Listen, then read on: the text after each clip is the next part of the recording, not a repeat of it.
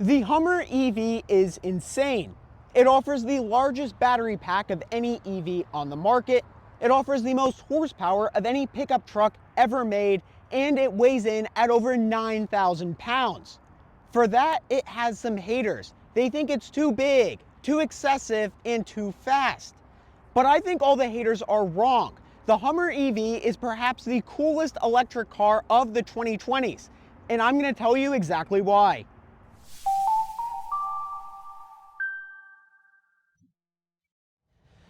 Before we start today's video, my name is Andrew Lambrecht. I'm a project engineer here at Ever, and I'm also a contributor at Inside EVs and Business Insider covering electric cars.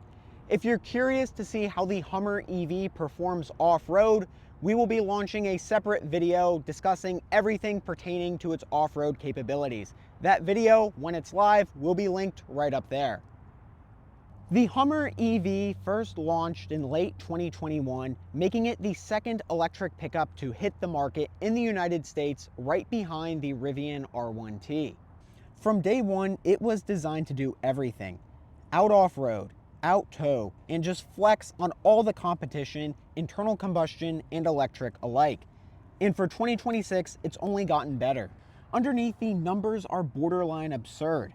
There's a roughly 200 kilowatt hour battery pack that's good for a 363 mile range, towing capability of up to 10,600 pounds, and as much as 1,160 horsepower right on tap. It can accelerate to 60 in 2.8 seconds in a mode GM calls watts to freedom, or WTF. This is supercar levels of acceleration in a 9,000 pound pickup truck. On paper, it's one of the most extreme vehicles ever put in production. And that insanity shows immediately, starting with the exterior. Starting off, we have the front of the Hummer EV. Now, electric cars tend to have really low drag coefficients. That's how you get the most range at highway speeds. In fact, when you're driving at highway speeds, your drag coefficient, your frontal area on the vehicle, is the most important factor in getting the most amount of range. But the Hummer EV has a massive 200 kilowatt hour battery pack, so it doesn't really need to be that efficient. And the Hummer EV has a drag coefficient of 0.50, making it the least aerodynamic electric car ever made. Electric cars also tend to be pretty low to the ground to really minimize the area on the front of the vehicle. But once again, the Hummer EV doesn't really care, and we get 10 inches of ground clearance as standard. Thanks to air suspension, this can increase to 16 inches in extract mode. Let's check it out.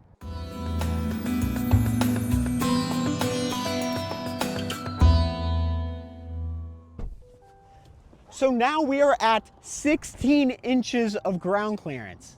And once we've jacked up this car, we can see some of the oversized and insane components that's hiding underneath this vehicle. For instance, just look at how massive these air suspension cylinders are. Look how thick these upper control arms are. And if we go down to the bottom of this vehicle, these are some of the most massive lower control arms I've ever seen. Around the side, we have this metal stepping bar, which really helps to get inside the vehicle, because as you see, there is a massive jump up to get into the cabin when we have the highest ground clearance setting on. And if we look underneath, there is a reinforced shield underneath the battery pack to protect it when you're off-roading. Around back, we can get a really good look at this suspension area, and you would be pleased to know that this car has 13 inches of suspension travel. But that's actually not the coolest thing about this whole setup in the Hummer EV, and that is that you get rear wheel steering.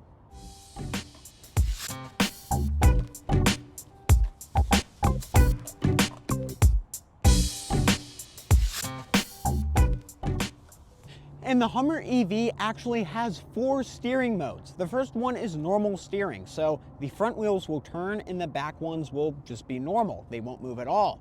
The next mode is 4-wheel steering mode. So when you're at low speeds, you turn to the left, the front wheels will move to the left, and the back ones will move to the right to really cut down your turning radius. In fact, when you are in that mode, your turning radius is 37.2 feet, which is actually lower than the 2026 Chevy Bolt. So you have this massive 216-inch pickup truck that has a better turning radius than a small city hatchback.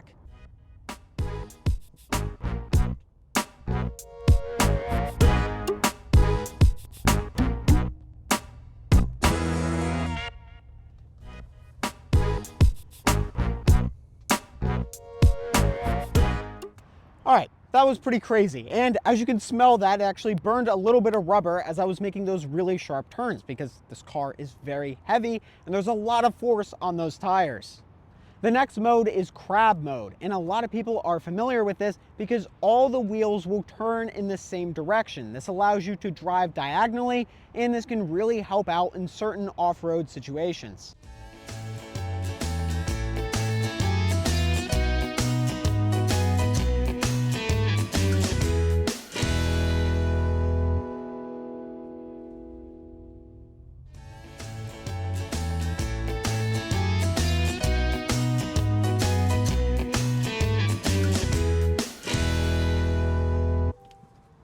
And there is one final mode, which is king crab mode. King crab mode actually turns the rear wheels more than the front wheels when you're steering. So this almost gives a forklift-like driving experience.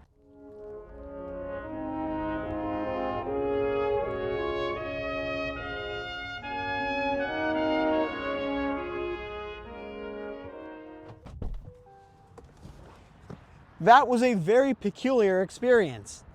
King crab mode was actually a feature for the 2026 model year, but this was launched as an over-the-air update for older models as well. So if you have a 2022 through 2025, you will get king crab mode over the air. And this insanity spans around the entire Hummer EV's body. For instance, we get real D-ring tow hooks. So these are made out of metal and they can actually be used for the Hummer EV to tow another vehicle out from being stuck. In extract mode, we get an approach angle of 49.4 degrees, which is better than a freaking Jeep Rubicon. And if you happen to hit something around the front, it doesn't really matter because this whole area is made out of pure metal. And just look at it, this thing is so menacing. Around back, we can see just how massive this vehicle is because it is still on the highest ground clearance setting. In fact, I'm just a little bit taller than the top of the bed in this truck. Around back, we can notice a few other things. We have our trailer hitch located right down here, and we get a 10,600 pound towing capacity. If you have the 2X model, because this is the top tier 3X, the 2X can actually tow a little bit more. You get about 12,100 in that model. In terms of trims and pricing, the Hummer EV 2X pickup truck starts at around $98,000 or $99,000 with destination fees, and then the 3X high performance model starts at $107,195. This particular Hummer EV has the deep Aurora metallic paint and the 24 module battery, along with a few other options, and this one's MSRP totals to around $119,000. One of the big packages this one is missing is the off-road package. It's called the Extreme Off-Road Package, and it adds on knobbier tires and some other off-road accessories, and one of those would be D-rings on the back. So this one does not have the tow hooks on the back of the vehicle, just on the front. But still, that shouldn't detract from the fact that this vehicle is still massively capable even without that package. And regardless of trims, all Hummer EVs come with the multi-flex tailgate and a 5-foot bed. That's about the same size bed as a Ford Ranger, so it's a little bit smaller than what you get in, say, a Ford F-150. To open the bed, you press this large button right here, and then the tailgate folds down. Now, what you notice is that there is a little thing you can grab onto here. You pull this up, and then you press this button again. I'm trying to feel where it is. Sorry, it's the small button off to the left. Press that down, and now you have somewhere to sit, which is pretty cool, or a step up into the truck. And there we go. I'm standing up in the bed. Pretty easy access, even on the highest setting. Now, I had a lot of positive things to say about the truck so far in terms of its capabilities, and one thing I don't particularly love is this bed. Now, it is nice, we have a nice bed liner material, it feels very rugged, but in terms of power outlets, we only get one 120 volt outlet located off to the right.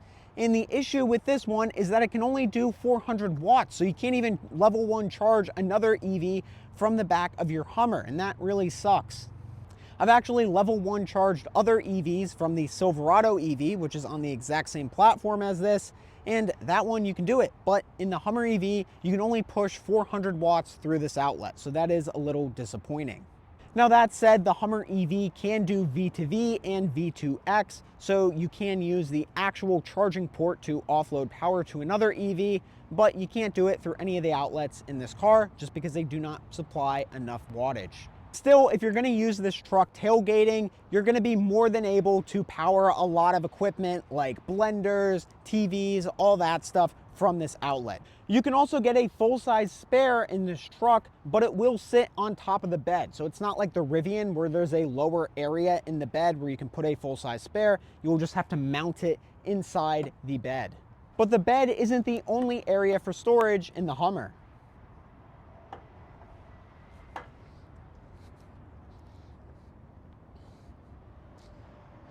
Around front, we get a power-operated front trunk, and this vehicle has a total capacity of 11.3 cubic feet up front, which is pretty good for extra storage. In fact, the entire trunk space in the Mercedes S-Class is 12.8 cubic feet, so we get just 1.5 fewer cubic feet in the Hummer EV than the entire trunk area of Mercedes' largest sedan.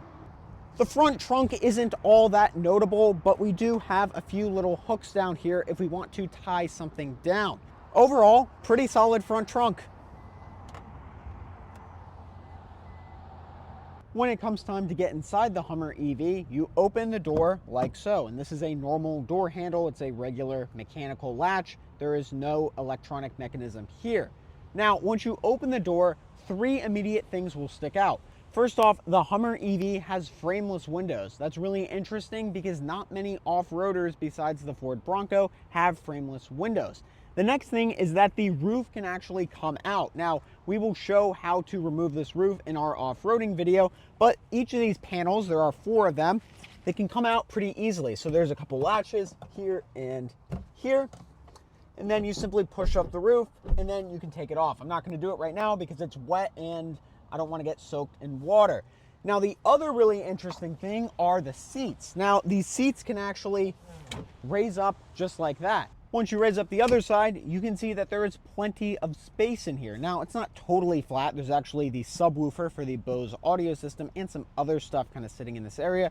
But nevertheless, you get a lot more space once you raise up these seat bottoms. But before I show you the backseat amenities, there is one final cool thing about these seats, and that is you get secret little pockets. So you can put stuff in here, maybe your wallet, sunglasses, if you're going out hiking or something like that. And these are on the 2 outboard seats. So this is a weird feature that I haven't really seen in any other car. The back seats of the Hummer are coated in this leatherette material. The outboard seats are perforated and they are also heated. So you can turn on the heated seats through this button right here. And you also get some climate control. So you can increase fan speed and change the temperature pretty easily through there. The seating is fine. It feels kind of more on the rubbery side, but after off-roading this vehicle, I've kind of realized that this is a good material. You want something like this that's really easy to clean and is quite durable, and I think these seats do exactly that. It is very spacious back here, so I have plenty of space, and it feels really nice. Lots of headroom, lots of leg room. Other amenities back here include a center armrest with 2 cup holders, 2 AC vents, a USB-A port, a USB-C port, a small storage cubby, and a 120 volt power outlet. Overall, these back seats are kind of what you'd expect out of a premium GM truck like this. You got a good amount of amenities, but nothing too crazy or over the top when it comes to luxury features. Up front, the interior experience feels very truck-like and also GM-like. So we get a massive center console. We have a normal looking gear selector. It's a little bit different than the gas car ones because you just pull back for drive, push up for reverse. There's really not a lot going on in terms of the mechanism, but nevertheless, you do get 2 gigantic cup holders. You get a wireless phone charger, a USB-A port, a USB-C port, and this massive center console lid, which houses a really large storage space. As standard, the front seats are heated and ventilated, and we get a heated leather-wrapped steering wheel. As for the materials, you get a lot of plastics in here. Yeah, there's some soft touch materials like on the dashboard and high up on the door panel, but pretty much everything else is really plasticky in here. Easy to clean, but just doesn't feel super premium. Now, there's some other cool things like we get these like nice grab handles up here on the A-pillar and even some handles on the door. I would say the door handles don't feel the most sturdy. There's a little bit of play when you pull on them, but nevertheless, you do get two handles if you are the passenger. So I guess you can hold on with two hands if your driver is very concerning. Regarding audio, the Hummer EV comes with a 14-speaker Bose audio system as standard, and you get moon imprints in the speaker grill cover. So that's a really unique feature, unique to the Hummer EV, and it looks pretty cool. The audio system is really good overall. I know people kind of complain about Bose audio systems in GM products, but I think this is really well executed. There's a lot of bass, lots of punch to this audio system. Yeah, it's not the clearest at certain ranges, but I think overall this sound system is really good and what you'd expect out of a big truck like this. On the software front, the Hummer EV is actually pretty solid. So first off, I love these tactile buttons. You get cool animations when you change various things, such as the ventilated seat. You get that little fan that spins, and pretty cool transition from different temperatures. You also have nice tactile buttons down here too for traction control, heated steering wheel, hazards, etc. These feel really nice and they're very easy to access. Located right below this area is the drive selector, so you push up for reverse, pull down for drive, pull down again for L mode. This is kind of like the increased regen mode, and then you press the P button for park. Now, if you move down here, we have our drive mode selector, which is pretty easy to use, so we can change our different drive mode relatively easily. The one thing that's super annoying about this screen is that if I want to touch different drive modes, like just click off-road, it says that you have to use a controller, but then why would it let me click on it and then tell me that? That's just kind of dumb. I don't really like that.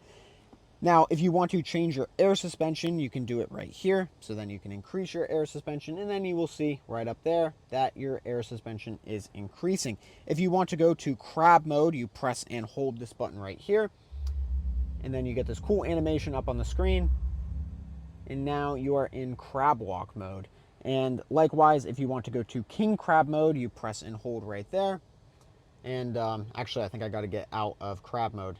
Now I can go into king crab mode, and then you get a similar animation, which is pretty cool. I just like those little bits of attention to detail. Now up here we can see all our cameras. We get a 360-degree camera, front and rear cameras, an overhead camera. You have a front-facing, side camera, lots of cameras in this vehicle that just make parking this a lot easier. Other than that, we have our main home screen, and here we can see our charging menu. Not a lot going on in here. You can just turn on fast charge prep. So if you are going to be driving up to a fast charging station, you can preheat or cool the battery. The one thing I just don't really love about GM EVs is that you can't really adjust the current coming into the battery, which is annoying. You could actually on the older GM EV products, like the older Chevy Bolts and even like my old 2016 Chevy Volt, you could do that, but not in the newer GM EV products. Now that said, you still can adjust your maximum charging target, so that is pretty easy. And as you can see, it says 216 miles at 100%, but keep in mind that's because I just put this car in tow mode.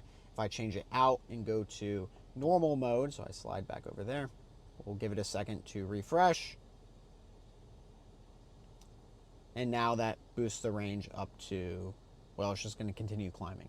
The 2026 model year does not have CarPlay, so if CarPlay is something you want, you do not get CarPlay in the 2026 version. I honestly don't mind it because I think the new Google Maps in here just works so well. In fact, I would rather use this Google Maps than Apple Maps on my iPhone, because if I want to plan a road trip, and let's just do that right now. Let's say we want to go to, oh, I don't know, Denver, Colorado. Denver. Then we type in Denver. And now the car will calculate a route out to Denver. And then boom, right there we see all our charging stops we need to make. And honestly, I don't know why I would want to use my phone map and manually add in my charging stops. I can just use this and boom, press that. We see exactly where we need to go. And then if we click there, we can see exactly when and for how long we need to make our charging stops. So this works really well. Some other cool screens include the off-road mode, and here you can see the torque that the axle is subjected to at any instant. You can also see the tire pressure pretty easily. If you change the steering angle, you can see that right there. And you can also see your elevation, and for some reason it thinks we are negative 84 feet. You can also swipe around too, so if you want to change to another screen, you can see your pitch and roll, which is really neat. Another really nice feature is that you get air down mode, so you can actually set a target pressure. Say I want to go down to 30 PSI, then I will manually deflate the tire, and then the horn will beep when I'm down to 30, so that is really nice. Other than that, we have our main display located right here, and this we can see our speed, battery percentage, and our instantaneous power outputs. As you can see right here, we have our camera for Super Cruise and our light bar up here, so when it's green, it lets you know that Super Cruise is active. Another thing you will notice is that we have our regen paddle right here. But that's interesting because earlier I mentioned if you go into L mode on this drive selector, you will get added regen. The other crazy thing is that you have a one pedal driving setting right here. So I press that, and then you can change it from off, normal, high. So there are many ways to control the regen in this car. You can be in drive and then have high as one pedal driving, and it will drive like a normal one pedal driving EV. And then you can even pull on this regen paddle to add more regen. The coolest thing about the Hummer EV is that it can accept up to 400 kilowatts of regen, which is a truly astonishing number. That's a lot of power that this car can instantaneously accept to decelerate.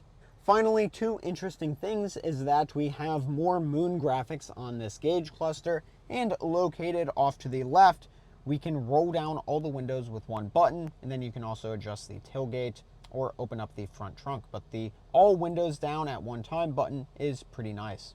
Around back, we get the charging port, and you just press, open up, and then we have our AC and then DC port located right below.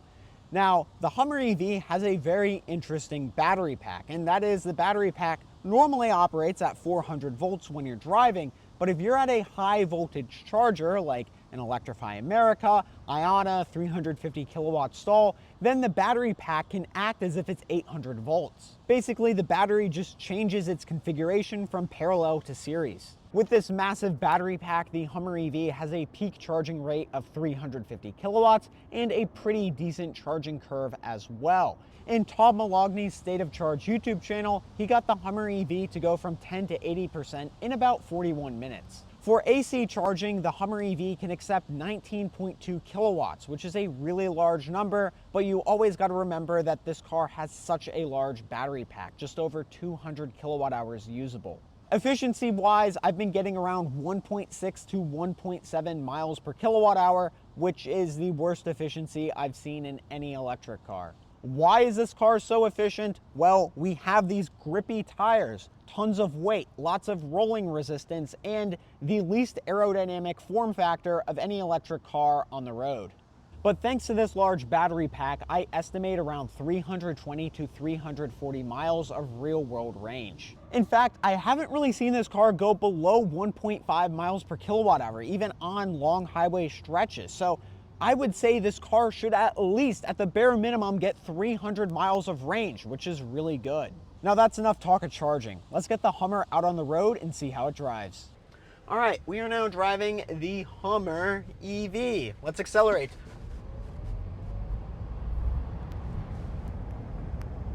This is unlike anything else. The acceleration in here is wild. This Hummer EV 3X with the 24 module battery pack, around 200-ish kilowatt hours, we get 1,160 horsepower in WTF mode, which is watts to freedom. But in normal mode, we get 830 horsepower, which is still an insane number. But you always have to remember that this car weighs 9,000 pounds, which is a lot. The Hummer EV is quick, but you can really feel its weight. But my favorite thing about this car being heavy is that when you accelerate, you don't just like get pushed back into the seat. The whole vehicle just like lurches backwards whenever you accelerate. It's a truly wild feeling, and there is no other EV that can replicate this. Now, coming up on some corners, the handling is fine. There's very little response to the steering wheel, and the car takes a few business days to actually start turning. So it's exactly what you would expect out of a 9,000 pound monstrous vehicle. Even driving at 40, 50 miles per hour, there is a ton of wind noise, and you can just see all the exterior surface area looking at this vehicle.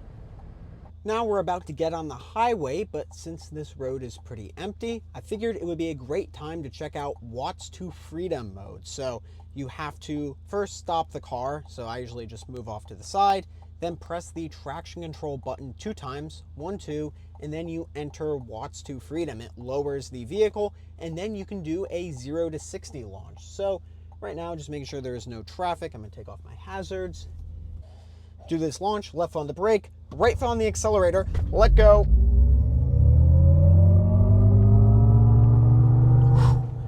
60 miles per hour. That was insane, and you can hear all that piped in noise in the inside. This thing just feels really intense when you launch it.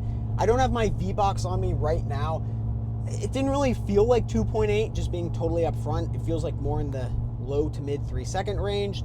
Nevertheless, incredibly fast for this massive pickup truck.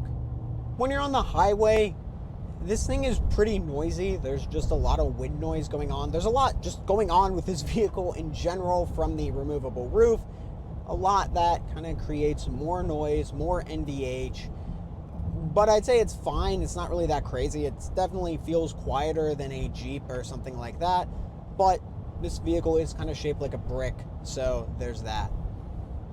When you're on the highway, you can just see over pretty much any car. Like right now, there's a lifted Toyota Sienna, and I can see pretty much over the roof, which is really wild. There's a RAV4 ahead of me, and it looks like a very, very small little toy car. And the one thing you'll notice with the Hummer EV is that you just feel like you're towering over everyone else on the road. Everyone else are like little tiny shrimps, and you're this massive lobster just looking over everyone. It's kind of cool. The visibility is actually fine. We have really massive side view mirrors and a digital rear view mirror, which really helps if you have people sitting in the back seats. But if you are making a lane change, even though you have the blind spot monitor and all that jazz, I do like to make a second and third look just to make sure I don't crush anyone who might happen to be in my blind spot. Now, we do get Super Cruise as standard. So Super Cruise is GM's semi-autonomous driving system, and it works really well. It works on pre-mapped highways. You get 3 years free when you purchase a GM product like this Hummer EV. I think it's like $599 annually otherwise. If that's incorrect, I will put a little bar below saying that it's not correct.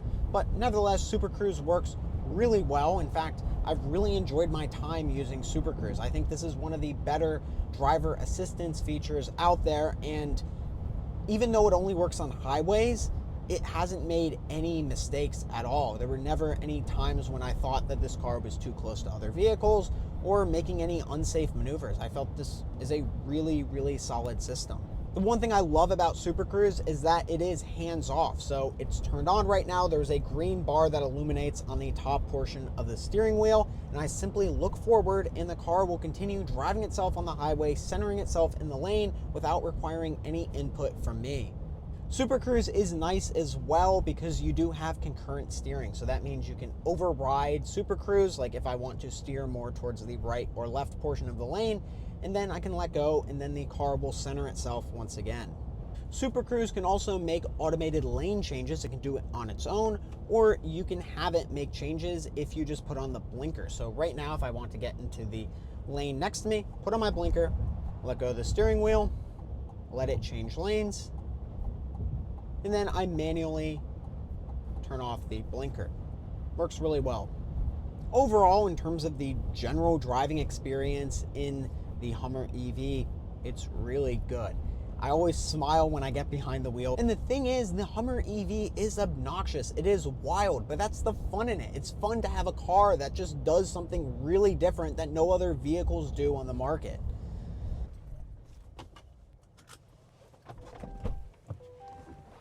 And that was the Hummer EV.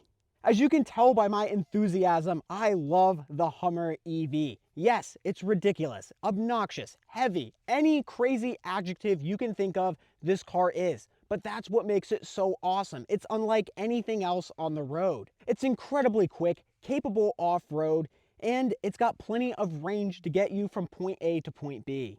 If you still aren't sold on the Hummer EV, that's totally cool. But just remember, when you buy your Nissan Rogue, probably stick to a gray color because anything else is really unconventional. If you enjoyed today's video, please invite the boys over to your house on a Sunday to watch football. But instead of football, just put on Evercars Official. Alternatively, you can press the subscribe button. Thanks for watching.